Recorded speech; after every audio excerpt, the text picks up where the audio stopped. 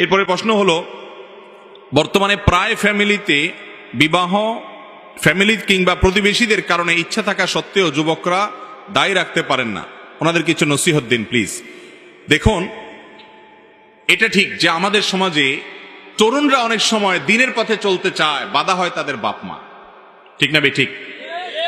এর চাইতে বড় কপাল পোড়া বাপ মার কে হতে পারে, যেই বাপ মার ঘরে আল্লাহ রাব্বুল আলামিন এমন সন্তান দিয়েছেন যে সন্তান জান্নাতের দিকে যেতে চায়। যেখানে যুবকরা বুকে যাচ্ছে, নষ্ট হয়ে যাচ্ছে, সেখানে কিছু যুবক যদি জান্নাতে যেতে চায়, বাবা মা তো সেটাকে ওয়েলকাম করা উচিত। যেই বাবা মা যুবকদের এই সমস্ত বিষয়গুলোকে অ্যাপ্রিসিয়েট করে না, ওয়েলকাম করে না, স্বাগতম জানায় না, তাদেরকে বরং ভৎসনা করে, নানান ভয় দেখায়, সেই বাবা মার কথা যুবকদের জন্য শোনা জায়েজ নাই।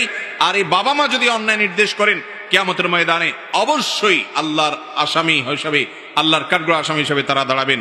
অতএব বাবা মাদেরকে আল্লাহর ভয় অন্তরে লালন করতে হবে, প্রতিবেশীদেরকে আল্লাহর ভয় অন্তরে লালন করতে হবে। এটা ঠিক, আমাদের দেশে বেশিরভাগ মানুষ ভালো হতে চাইলেও সমাজের মানুষ এবং প্রতিবেশীরা তাকে ভালো হতে, তাই বলে আমরা কি হাল ছেড়ে দিব?